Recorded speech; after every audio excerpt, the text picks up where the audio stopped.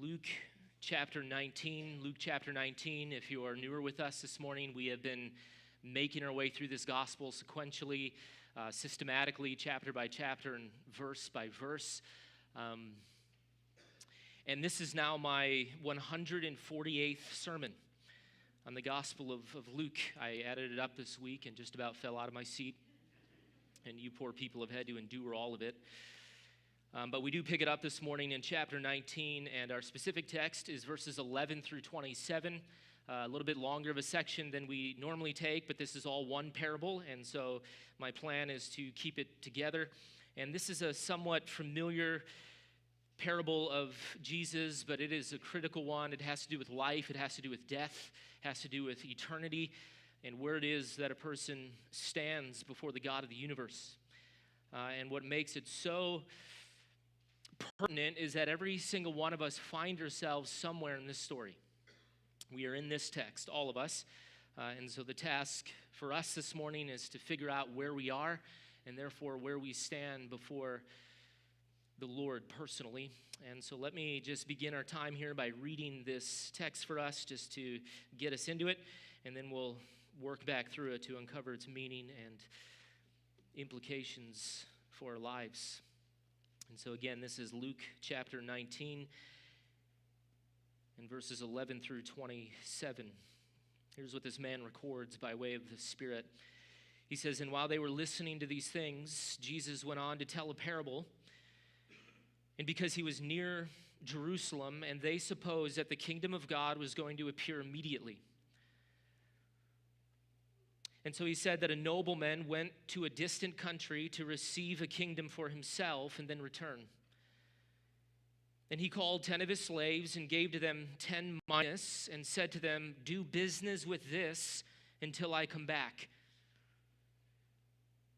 But his citizens hated him and sent a delegation after him, saying, 'We do not want this man to reign over us.'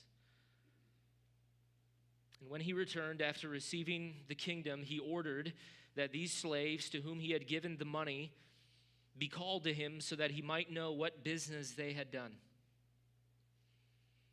And the first appeared, saying, 'Master, your mina has made 10 minas more.' And he said to him, 'Well done, good slave. Because you have been faithful in a very little thing, you are to be in authority over 10 cities.' And the second came, saying, 'Your mina, master, has made 5 minas.' And he said to him also, 'You are to be over 5 cities.' And another came, saying, 'Master, here is your mina, which I kept put away in a handkerchief. For I was afraid of you, because you are an exacting man, and you take up what you did not lay down, and you reap what you did not sow.'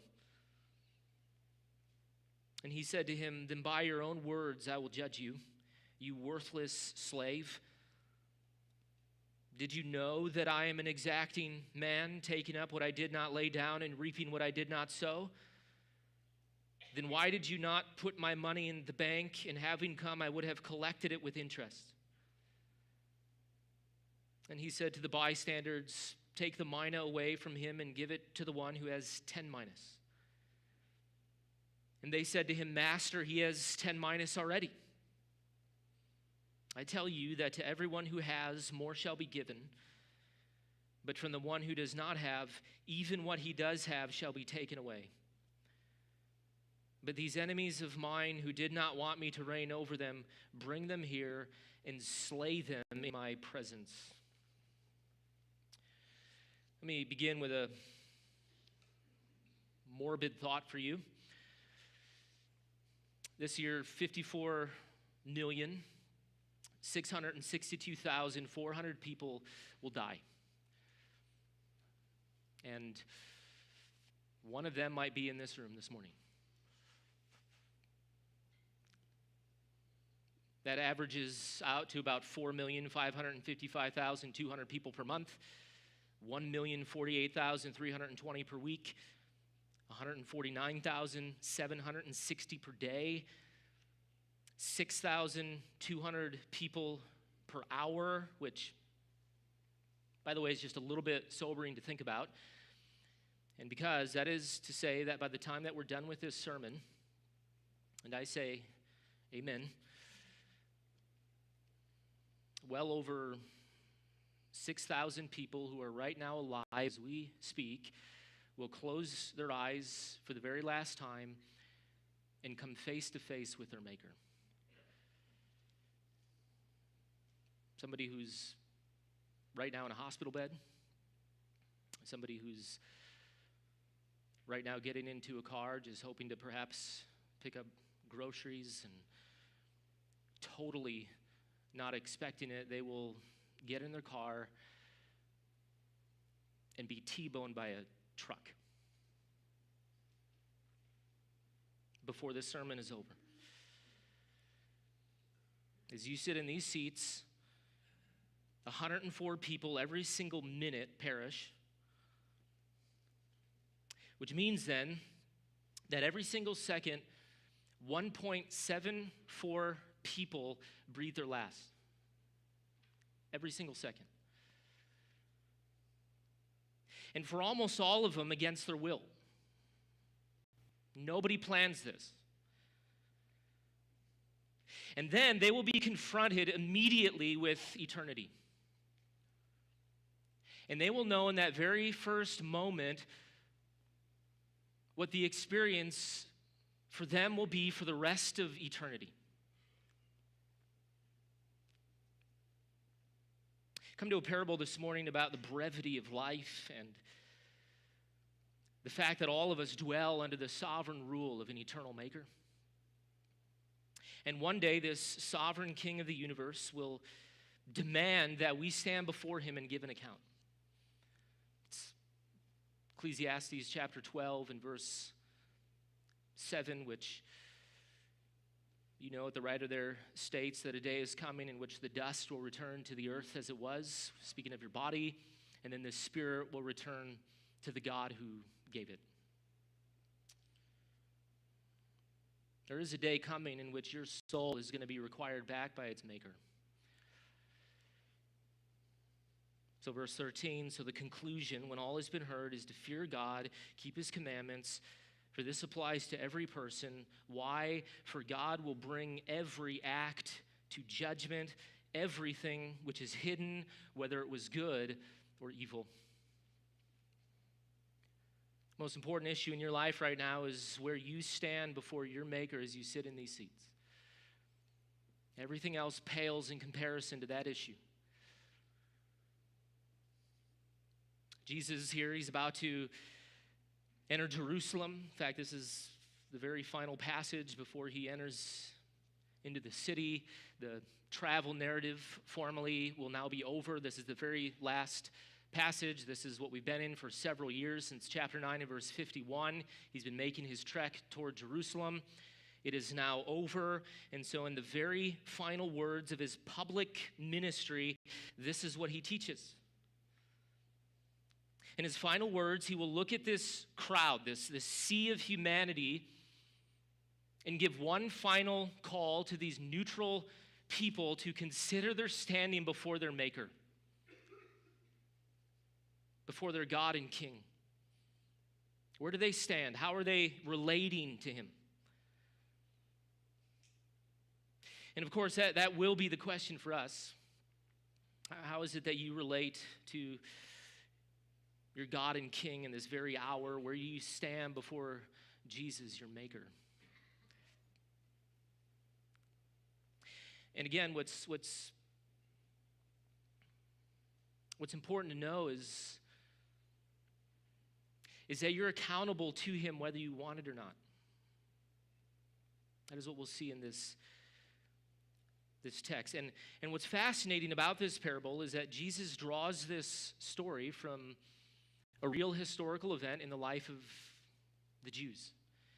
And so they would have been able to understand immediately what he was saying. This would have landed on them very personally. Now, I don't have the time to give you the history here, but this comes from an event involving a man named Archelaus, who was one of the sons of Herod the Great. Remember, Herod the Great was that king who had all the little Jewish boys slaughtered aged 2 and under once he heard that there was a Jewish king who was being born. And so Herod dies, and 4 BC, and then one of his sons takes over the southern portion of Israel, which included both Jericho and Jerusalem, which is where we are in this text. And so in order to incite fear in the Jewish people, politics were different in this day. You didn't try to earn the people's favor. Rather, you ruled with a heavy hand, and so you wanted to incite fear.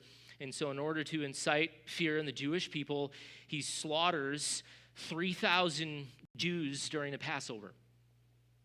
And then he becomes despised and hated. And in order to become a king in this day, you actually had to travel to Rome. You had to be granted that formal title of king under Caesar. And so when he slaughtered the Jews, he wasn't yet king technically. He still had to make his trek to Rome. And so off he goes to Rome, and yet unbeknownst to him, the Jews, they send on ahead of him a delegation of 50 Jews to plead with Caesar not to let this man reign as king, for obvious reasons. And Caesar, he grants him the right nevertheless. Now, he doesn't give him the formal title of king. He gives him the title of ethnarch, and tells him that he does need to win the hearts of the people if he wants to be granted the title of king. But for all intents and purposes, he goes back to Israel as king. He is king over this southern region, and he gains for himself a kingdom. And this was a massive deal. Every Jew would have known about this, and especially because it didn't happen long before the time of our text.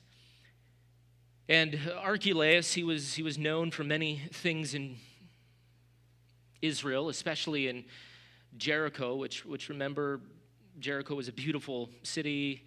It's where all the elites would go. They'd build their homes there. It's where they'd go on vacation. And so what Archelaus did is he actually built this massive aqueduct, several aqueducts to the city, which of course allowed it to become very luscious. It was a very irrigated place, and so it was a thriving city in the first century world. It was a destination. In fact, even Archelaus built for himself a winter palace in this city of Jericho. And so again, it was just a beautiful city. It's where everyone wanted to be. And so as Jesus is leaving the city in our text, and he's now headed to Jerusalem, about 17 miles, he is perhaps looking at the aqueducts. He sees the palace of Archelaus, and so he pulls on the history of this man and begins to tell this parable to get these people to consider their status before the true king, which, of course, is himself. And so that is some of the background of this parable. And so let's take a look at it then, starting here in verse 11. Luke begins it this way. He says these words. He says, "And while they were listening to these things, Jesus went on to tell a parable." Why? Because he was near Jerusalem, and they supposed that the kingdom of God was going to appear immediately. Now, we spent a whole sermon on this a number of weeks ago, and so I'm not going to develop it here again, but remember, the Jewish expectation of the Messiah is that he would show up, he would then overthrow Rome, and then he would establish the kingdom. Israel would become the world's superpower. This Messiah would reign from the throne of David in Jerusalem, and he would be king. And so as they're marching toward Jerusalem, thinking that Jesus might be the Messiah, he is now needing to adjust some of their expectation. In fact, the phrase here of appear immediately, it's just one word in the original. In fact, it's a nautical term, which means to see something appear on the horizon. And so as Jerusalem is beginning to come into view, they're thinking that this is going to happen very, very soon. And so Jesus is needing to adjust their perspective. Now, this is a very straightforward text, not a lot of complexity on this, and because once again, this is one of those that Jesus does not want us to be confused on. This has everything to do with life, everything to do with death, certainly, therefore, everything to do with eternity. And so this is very straightforward. And so notice how he begins then, starting here in verse 12. He says these words. He says, "And a nobleman went to a distant country to receive a kingdom for himself and then return." Now, this probably goes without saying, but obviously the nobleman here is representative of Jesus. In fact, the term for nobleman, it's anthropos eugenes, from which we get the term eugenics. And so this was a man of good genes, or more specifically in our context, this was a man who was born of a high and noble birth.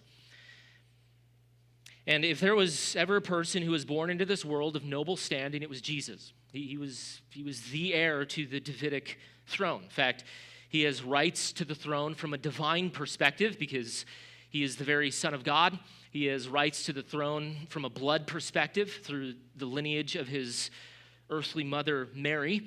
And he has also got legal rights to the throne through his adoptive father, Joseph, which, by the way, are why the genealogies in both Matthew and Mark are so important. Matthew traces his rights through Joseph. Luke traces it out through Mary. And so while that might not mean a whole lot to us, it is very important from a Jewish perspective. In fact, more than that, it's critical from an Old Testament perspective. And because this is what was required of the Jewish Messiah. In fact, this would have been some of the stuff that Paul would have been debating about in the Jewish synagogues. He would have been making an argument about Jesus as the Old Testament Messiah as he traces out things like his lineage. But what is the point? Well, the point is that the nobleman in this story is Jesus. He is the king. This is obvious. And so notice what this man does. He goes to a distant country, which of course implies delay. And why does he go? Well, to receive for himself a kingdom. And so what is that representing? Well, that is a reference to what Jesus is about to do not long from this story. And it's a reference specifically to his ascension, that he's going away. Remember when the travel narrative began, chapter 9, verse 51, Luke states that Jesus sets his face toward Jerusalem. Why? Because the time for his ascension was near. And so now that we're at the very end of the travel narrative, the ascension is upon him. First of all, his ascension up onto a cross, and then ultimately his ascension up into heaven, where he will then take his seat at the right hand of the Father. He will be granted a crown and a title and a name that is above every name and every Lord. And then what will he do? Well, as we saw back in chapter 17, he'll then return. Every single person in this world will be subjugated to him, and then he will judge over every single person. And because all of us will be accountable to him as king. In fact, notice verse 13. Just before this nobleman leaves to receive his kingdom, he calls to himself 10 of his slaves. What does he do? He gives them 10 minas, that is to say, one for each of them, and then he tells them each to do business with what has been entrusted to them. In fact, it's the term here of pragmatuomai, from which we get pragmatics. He wants them to get to work, be busy about building up the kingdom with what I've entrusted to you in view of my return. So he gives to each of them a mina, which comes to about 3 months' worth of wages, and he says to do something with this. I am entrusting this to you, and I will return. And when I do, you will give an accounting for what you have done. So be faithful and do not squander this time. Now, that is the setting of the parable. That's what's going on, not very complex. You can understand this. And so what happens now? Well, the rest of the parable narrows in on what each of these citizens of the kingdom are going to choose to do. In light of this knowledge of this returning king, that is the focus of this passage. And so let me just give you some handles here as we work through this parable.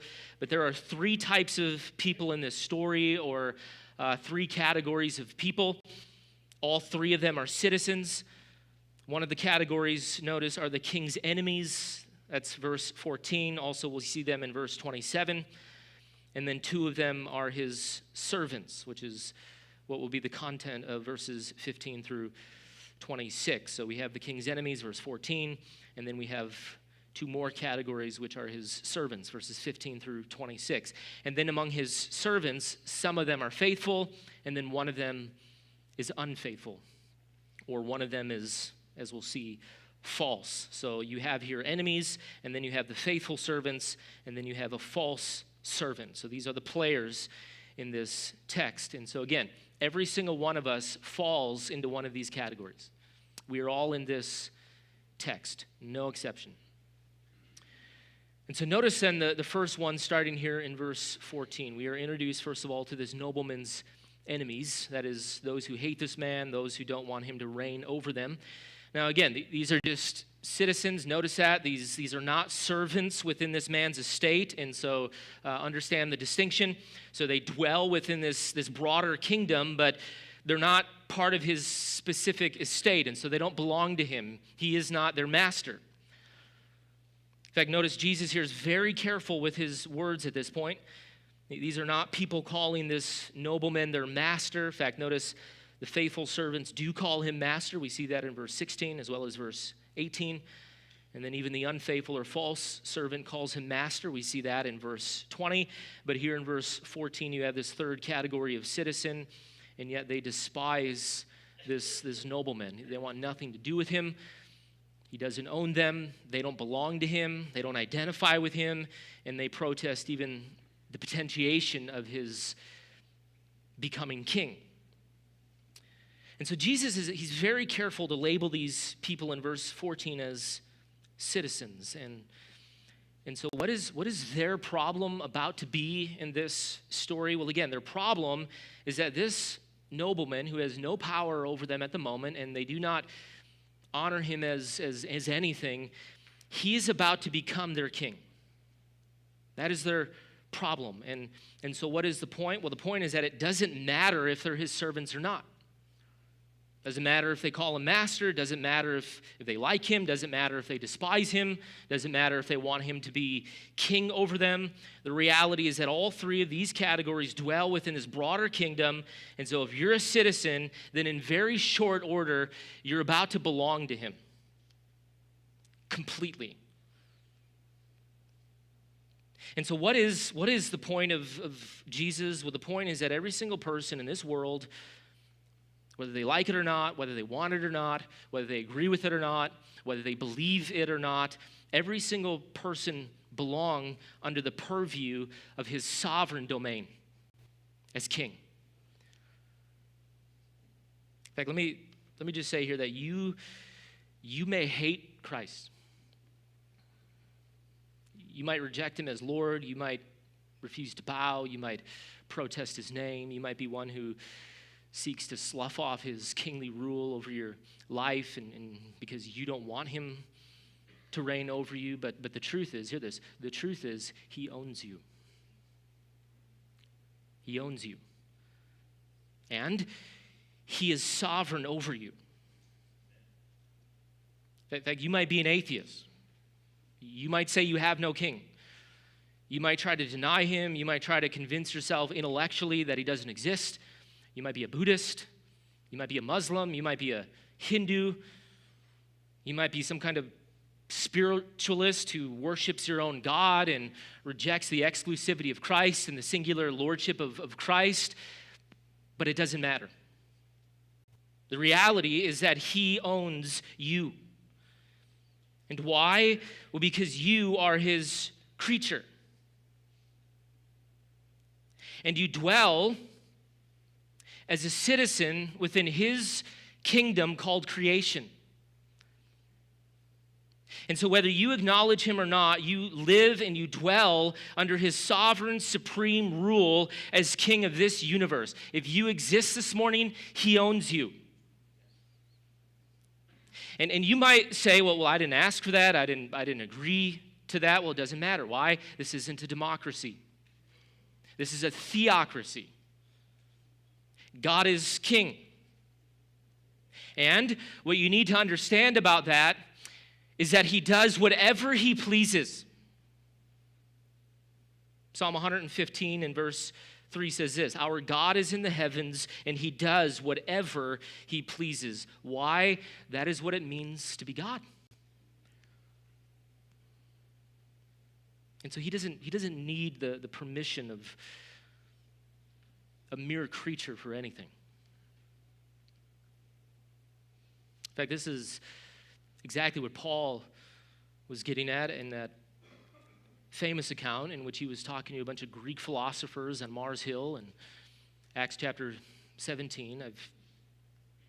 I've stood on this hill several times. I've got pictures hanging in my office where I've stood in this exact spot with the Acropolis towering behind me, but Paul, as he's walking through the marketplace in what's called the Agora, which is at the bottom of Mars Hill, he's walking through and he's looking around and he's observing, the text states, this city which is full of idols, and he begins to become provoked in spirit. I don't know if you've ever felt that, but you're seeing something, you're hearing something, and your spirit begins to be provoked to where you need to speak. You need to bring the truth to bear. And why? Because you know who God is and they don't. And so he's in this marketplace full of idols where all these people are groping for God, whatever that is in their minds, and they're hoping to find him. And so these people, they have an idol for every possible kind of deity that they could think of, thousands of them. In fact, many of the marble architectures are still there to these gods. And they even have an idol inscribed with "to the unknown God," just in case they miss one of them. And why? Well, because all they know about deities is that they're wrathful, and so they don't want to offend one of them. And so they even make an idol to an unknown God just to ward off any kind of wrath. And so what does Paul do? Well, he sees all this. He then goes up onto Mars Hill, which is where all the Epicurean and Stoic philosophers would spend their time debating and telling of something new. This is just what you did if you lived in first century Athens. You would spend hours debating deities and philosophies and truth. And so what does Paul do? Well, Paul then stands up and he refuses to enter into a debate or any kind of discussion with them. And why? Because there is no debate. And then he declares to them their unknown God. He just preaches truth. It's not a discussion. This is truth. And so he says this in verse 24. He says, "And the God who made the world and all things in it," which, by the way, includes you, it includes your philosophies, it includes all your little deities, and you, most importantly, you.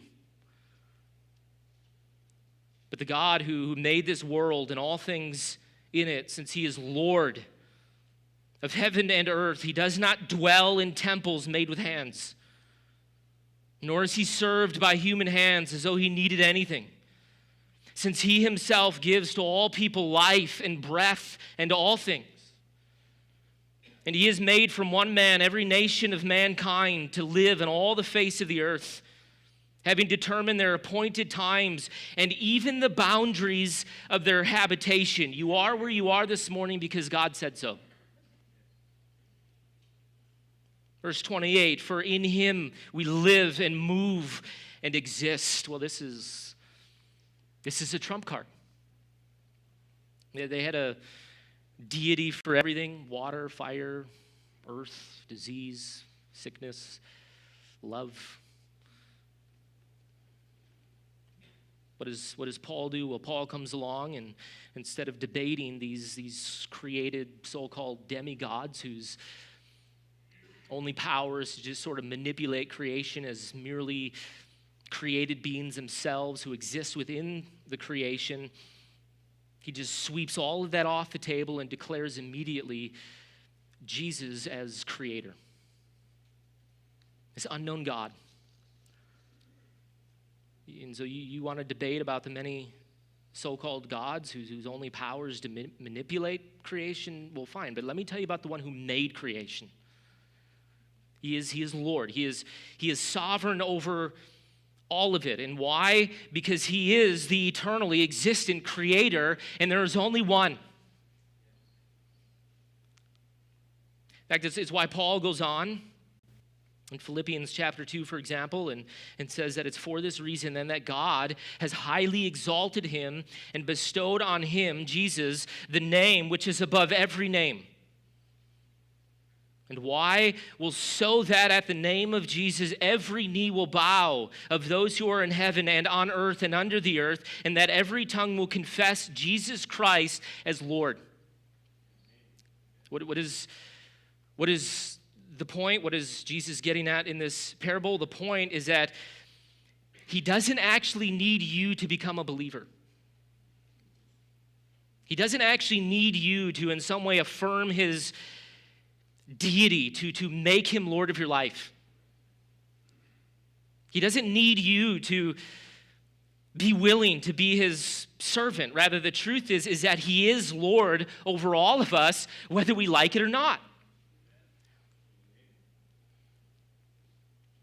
And in fact, he is right now, as Colossians chapter 1 says, holding even the tiniest molecules of your body in place by the very word of his power.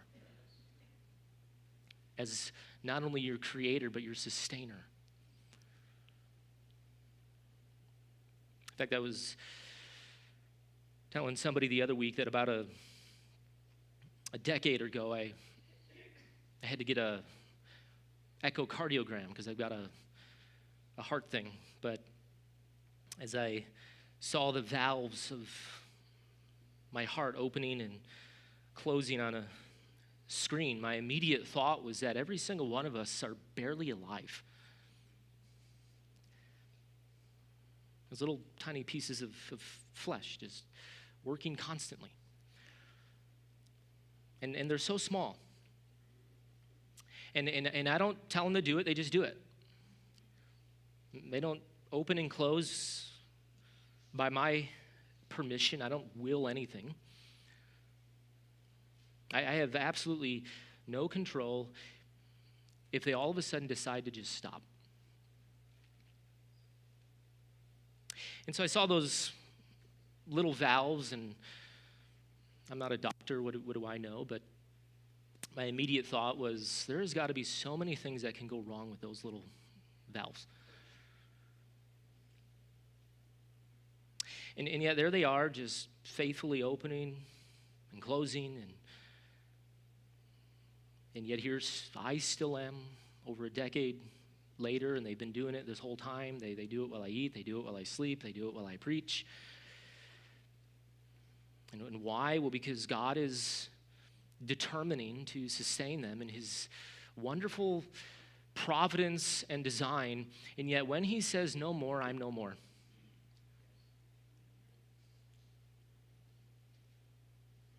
And so he is granting to all of us in this very moment that the precious gift to breathe his air, right? And to eat his food and to enjoy his creation and frankly everything else that you might do while perhaps you even mock and reject and scoff and ignore and even yawn at him. You can reject him, you can hate him, you can ignore him, you can protest his lordship, but he owns you. And you right now dwell in his kingdom called creation as he gives to you right now life and breath and everything, and because he is your creator king.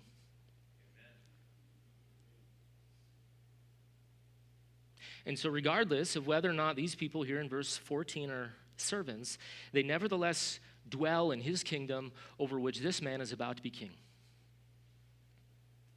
And by the way, let me just say, notice that there is no reason in this text given for why these citizens should hate him. Now, in the Jewish history of Archelaus, they had every reason to despise the man, right? But there is no reason in this passage given for why they despise this man, which is really just a commentary on this world. In fact, it's John chapter 15, verse 25. What does Jesus say? He says, they hated me, but without cause. Which was actually fulfillment of prophecy in Psalm 69 and verse 4, where the writer states that of the Messiah, the world would hate him with no cause. And so again, perhaps there's someone here this morning who rejects Jesus as king. Maybe that's you. The point to understand is that you're in this story and you're therefore under Jesus' domain, whether you like it or not.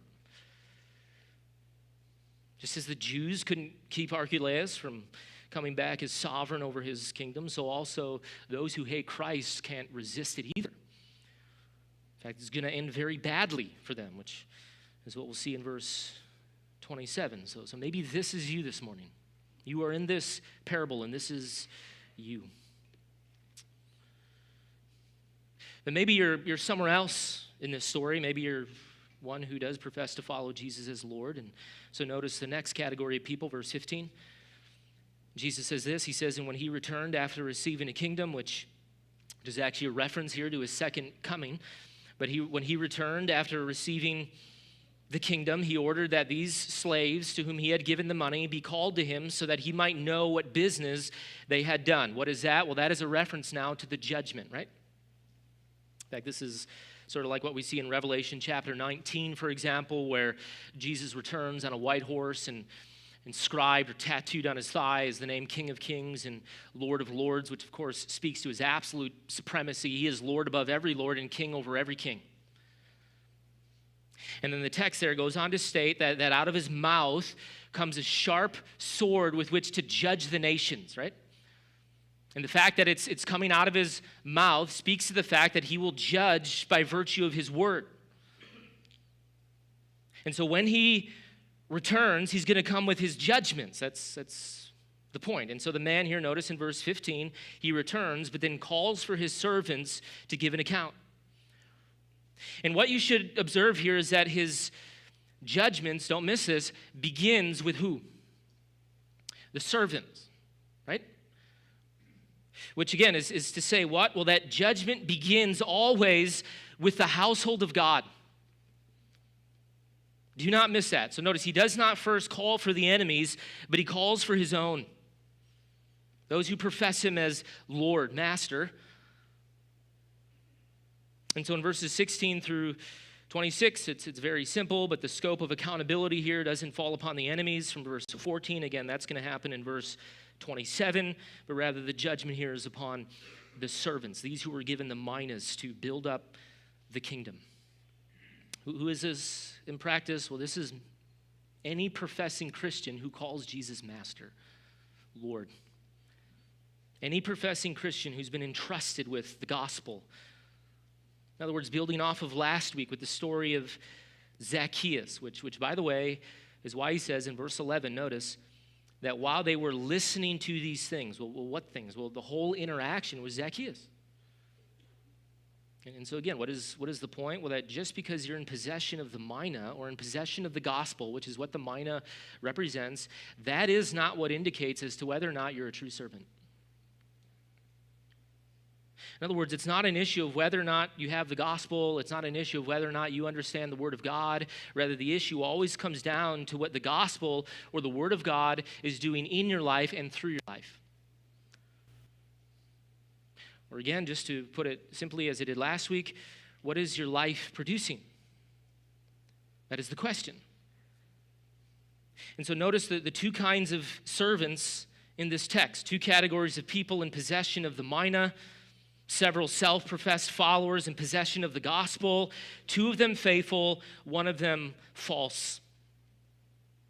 And so notice what happens in verse 16. The first one comes in. What does he say? He says, and master, your mina has made 10 minas more. Now, first of all, don't miss the statement. Notice the man here in his humility says what? He says that your mina has made 10 more, right? Key pronoun, your mina. So what is that?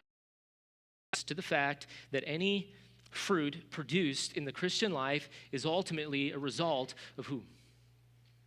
God. It is a result of God's gospel, which again is what the mina represents, but it's a result of the gospel at work both in your life and through your life. In fact, in order for this mina here to have produced a return, what would that have required? Well, it would have required, at the very least, a good economy, right? And fill in the details. Whose doing would that have been? Well, in a sense, the nobleman's, right? And because if he was about to be made king, then trust me, he had massive influence over the economy. And so not only was this mina his, but even the economy in which the mina was able to reproduce was his. And so what is this saying? Well, in a practical sense, it's saying that this is God's world and this is his gospel. What is our job? Well, again, it's to just be faithful, to put the gospel out there, and then let God produce what he intends for it to produce in the economy of his salvation, the economy of his entire creation. And so he says that your mina has produced 10 more. But then notice how the king responds, verse 17. He says very simply, "Well done, good slave. And because you have been faithful in a very little thing, 3 months worth of wages, you are to be an authority over 10 cities." Now talk about an outrageous act of grace, right? This is an outrageous reward. First of all, as king, he doesn't have to give this man anything, right? This is his mina, his economy, his servant. And so all that he was owed was obedience. And yet not only does this king reward this servant, but he rewards him richly. This is over the top, outrageous generosity. This is the point. Now this man's investment, it 10x'd, right? That's a pretty good return. But that is nothing in comparison to authority over the wealth of 10 cities, right? And so what is the point? Well, the point is disproportionate reward. This man goes from 3 months worth of wages, which weren't even his to begin with, to being an authority over 10 cities. What is this? This is a wonderful picture, actually, of how God's economy of grace works for the faithful. This man takes his mina, which had the power of multiplication within itself, which again is the gospel, and all he had to do is just put it somewhere. And then when it reproduces on its own, the man is then disproportionately rewarded for what? For just putting it somewhere. And so what is this a picture of? Well, it's once again a commentary on not worrying so much about the fruit of your life, but rather being focused intensely on the faithfulness of it. And because here's the principle, if you're faithful, you will be fruitful.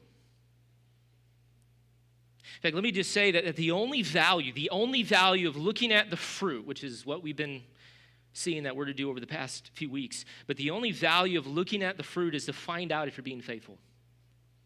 You want to know if you're a Christian? The question is where's the fruit? Not hard to tell if somebody's a Christian, right? And because fruitfulness is indicative of faithfulness. That which is produced is indicative of that which is within. And by the way, let me add here that the amount of fruit does not matter. That is God's business. That is always God's business. In fact, notice verse 18. Same thing happens with the second faithful steward. Jesus says, "And the second came, saying, 'Your mina, master has made 5 minas.' And he said to him also, 'Are you, and you are to be over 5 cities.'" Now, what should stand out to you is that there is no comparison, is there? He doesn't say to the man, "Well, how come you only yielded up 5? The other guy got 10. What have you been doing with yourself?" That's not what he does. Rather, this man was faithful. Why? Simply because there was fruit.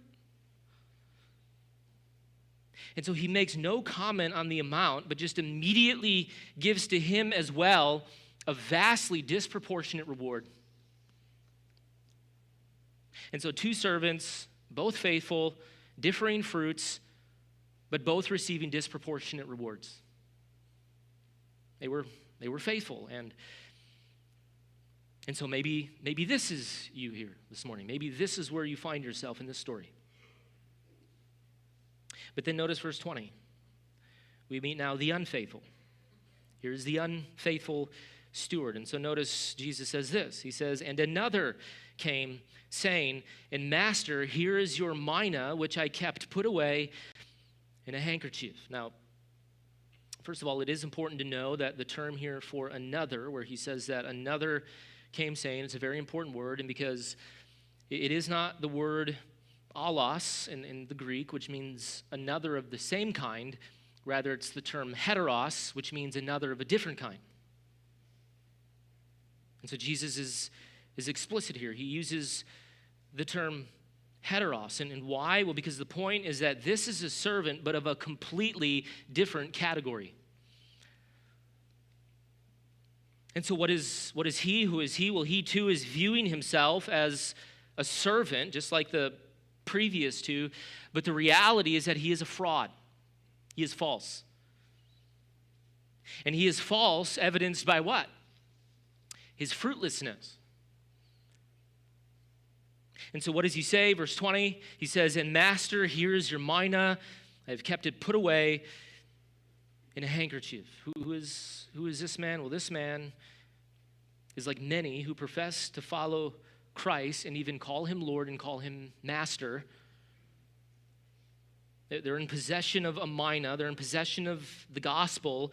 In a practical sense, they understand the word of God, and yet what do they do with it? Answer, nothing. They do nothing. They listen. They accumulate knowledge, perhaps. And yet not only is their life not conforming increasingly to the Word of God, but perhaps they can't even tell you the last time that they gave somebody the gospel. And so like many professing Christians, this man thinks that he is a servant of the king merely because he is in possession of the mina. And he calls the nobleman Master, Lord. But what is the issue? The issue is that his stewardship has yielded up nothing. And what is this man's reason? Notice verse 21. He gives a reason. He says, "For I was afraid of you because you are an exacting man." The term from which we get in the English austere means strict, fierce, graceless. And so he says that I didn't do anything because you are severe, you are graceless. And second of all, notice you are a thief. You take up that which you did not lay down, and you reap that which you did not sow. In other words, this man is a classic legalist, right? Classic Jewish legalist. His only view of the king is one who is strict and unjust and operates only through fear and is in the business of using people for his purposes. And so here's a man who can't obey, and because he thinks it's just obey, obey, obey, king gets the glory, king gets the benefit, I get nothing. Which, by the way, is how many people view God, right? And so what is his thought? Well, he says to himself, "And why do anything? Why do anything? And because what is in this for me?" This is how he's thinking, which of course just reveals immediately the motive of his heart and who his true Lord is. What's in this for me? How does the king respond? Verse 21 says this. He says, "Then by your own words I will judge you, you worthless slave. Did you know or perceive or believe that I am an exacting man, taking up that which I did not lay down and reaping what I did not sow? Then why," so here's the question, "but if you actually believed that, then why did you not put my money in the bank, and having come, I would have collected it with interest?" Now what is this? This is the king exposing the man for his phony excuse. And because that's all it is. And because, he says, if you actually feared me, and you actually believe that this is what I do, then you would have done something. But you've done nothing. In other words, he questions the legitimacy of this man's pathetic excuse, and because what drove this man wasn't fear, hear this, it was indifference. That is the issue. This is a false excuse. He wasn't afraid, he was indifferent, and because if he was afraid, he would have done something.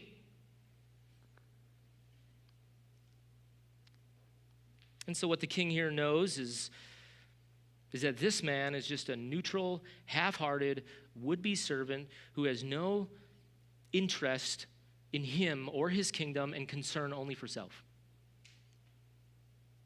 Who is this man in the context? This man is the crowd. This is that neutral, half-hearted, religious group of people who will only follow Jesus in terms of what's in it for them, but they have no love for him and no devotion. In fact, let me just say that churches are stuffed full with people like this. Self-proclaimed followers of Jesus, but if the truth were known, they have done absolutely nothing with that which has been entrusted to them. And why? Well, because at the end of the day, they are not compelled by a true love for the King of Kings and Lord of Lords, in which they're responding to his grace brought to them. They're just consumers. They follow Jesus in word so long as he meets their felt needs, so long as he meets a superficial desire, so long as he delivers to them what they demand of him. And then sadly and oftentimes blindly, they rest at ease on some lame excuse that they think is going to get them off the hook in the day of judgment. And so they're self-deceived. But it's all fake, it's all fraudulent, it's all superficial. They hang around churches because of what they can get out of churches. But it's got nothing to do with the honor of Christ. It's got nothing to do with love for Christ. It's got nothing to do with obedience to Christ. And so the truth is that they do nothing with his gospel, nothing with his word, and it's declaring what they are. In fact, people, they hang around churches and Christianity and just sort of bounce around from church to church even at times, but their life is no different. No change, no growth, no fruit. They've learned the speech, they've learned the behaviors of that church, but there's no love for Christ. It is not flowing from a love for his word, and so their life isn't actually conforming to the word, it's conforming to the culture of some church. And not in private, but only in public. And they're willing to do that. Why? Because right now they're getting something out of it. Relationships, sense of belonging,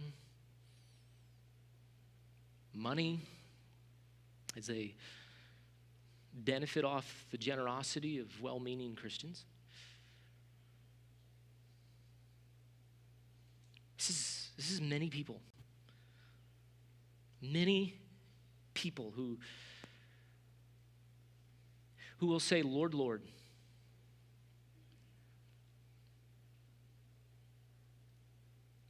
And so what happens in verse 24? Judgment comes.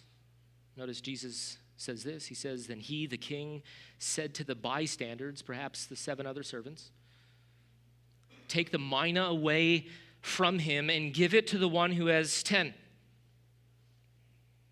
And they said to him, but master, he has 10 minas already. Now, what is this? Well, this is a cry almost of injustice, right?